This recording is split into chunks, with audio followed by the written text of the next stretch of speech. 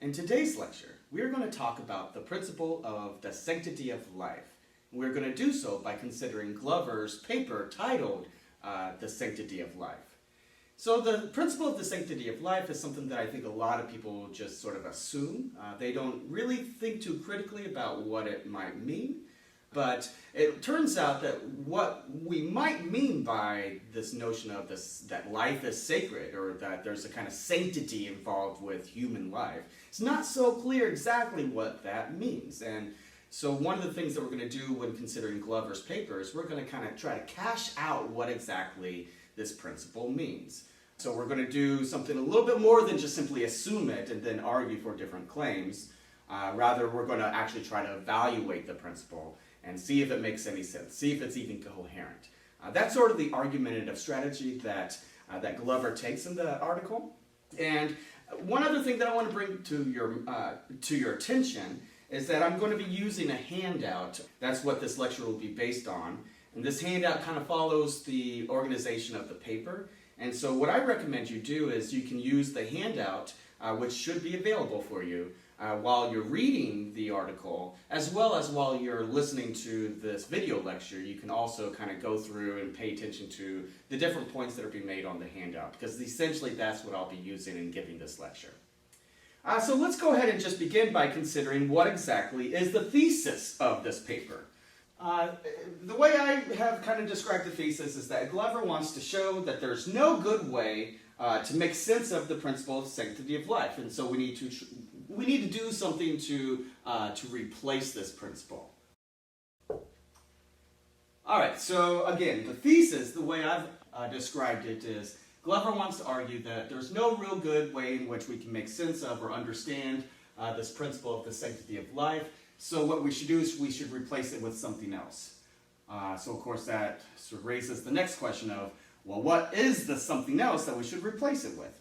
What Glover's going to say is, we're going to replace the sanctity of life principle with something like the life worth living, which is very similar to Don Marx's notion of a future life of value. So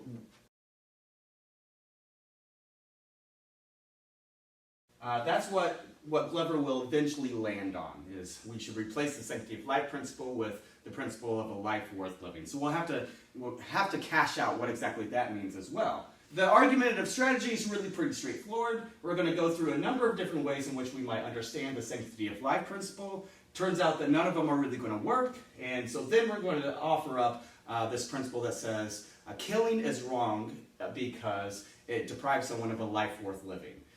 So that's what Glover thinks is the correct principle that we should be appealing to when we're trying to explain why killing is wrong. So now Glover raises a couple of interesting questions at the beginning of the paper.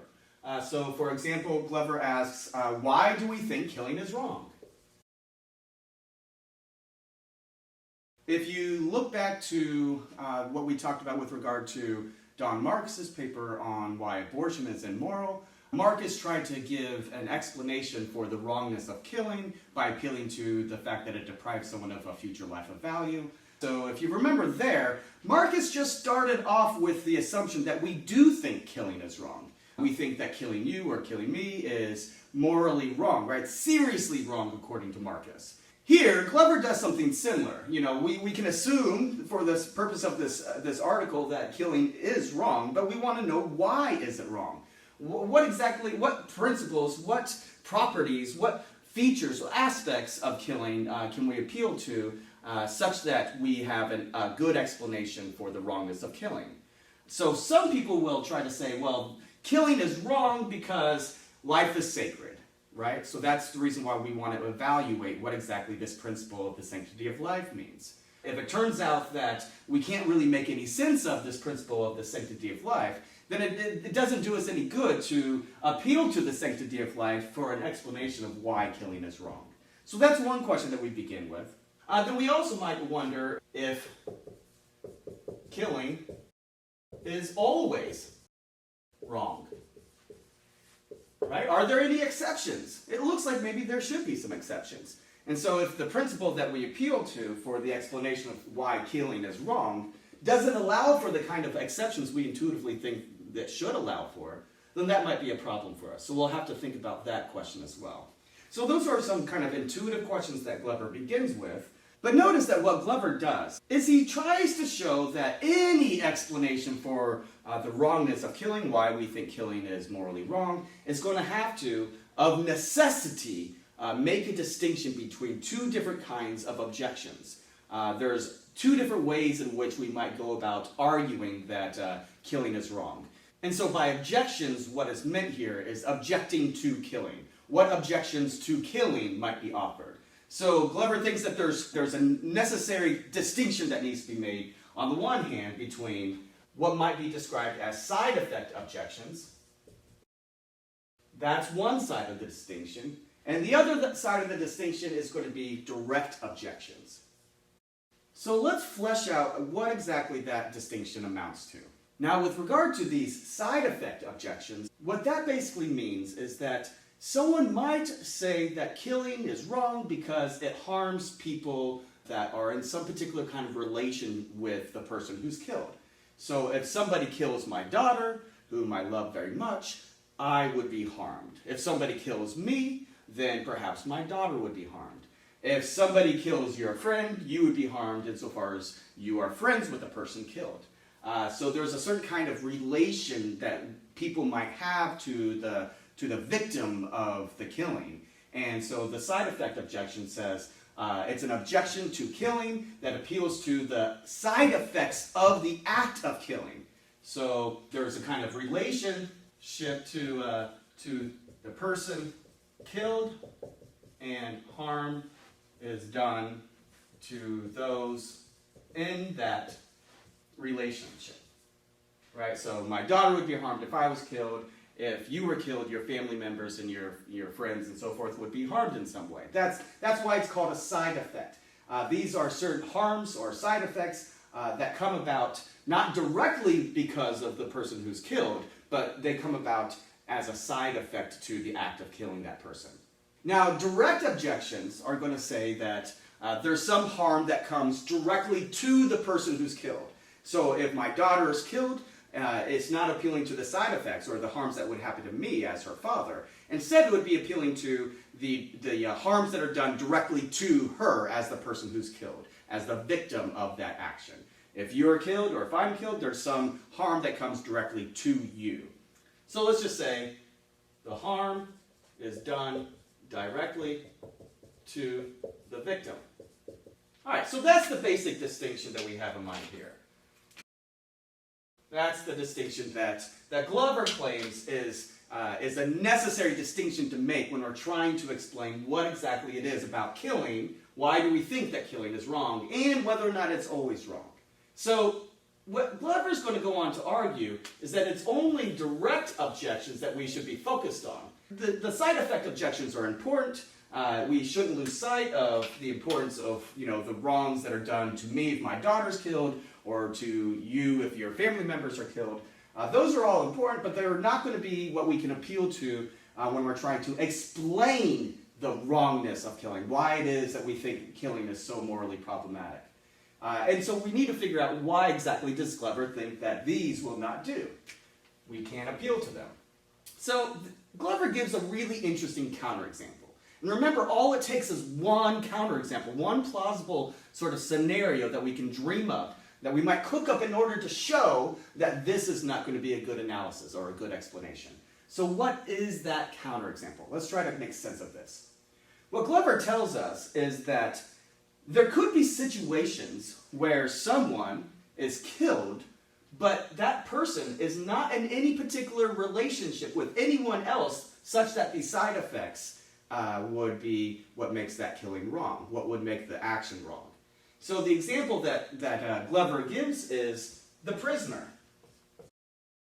The prisoner counterexample. So that's the example that we're going to go through. But notice that Don Marcus actually gave a similar kind of counterexample. Marcus, and so we can put that up here, because Marcus gave a counterexample that appealed to someone like a hermit, or someone who lives their life in solitary. So that's another counterexample, but let's focus on the prisoner case.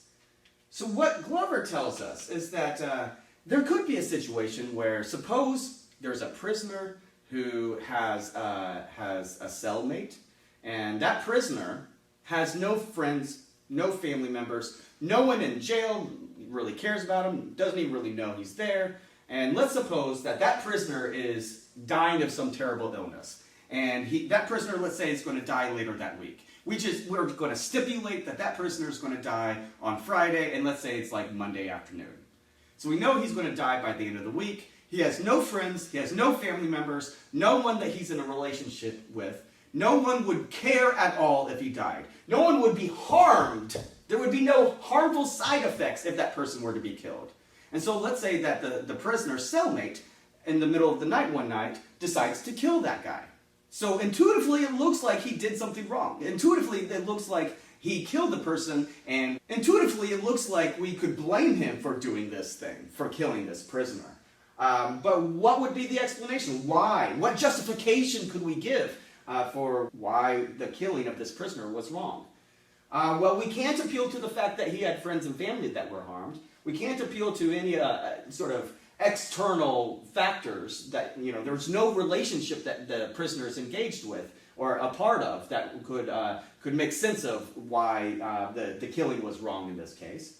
But we still want to say that it was wrong. It was still wrong for, the cellmate to kill the prisoner.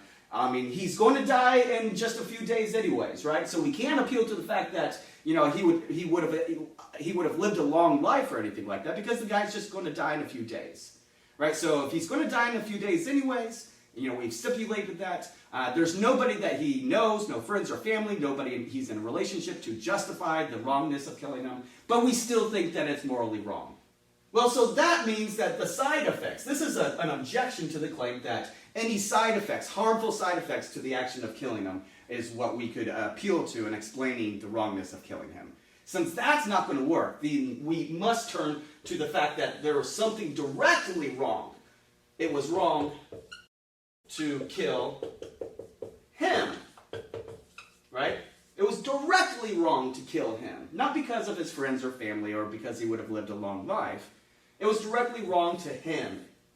That has to be where we begin, according to what Glover tells us. So now that we have that distinction in place, we can move on to start considering some of the different ways in which we can spell out what exactly the sanctity of life principle tells us.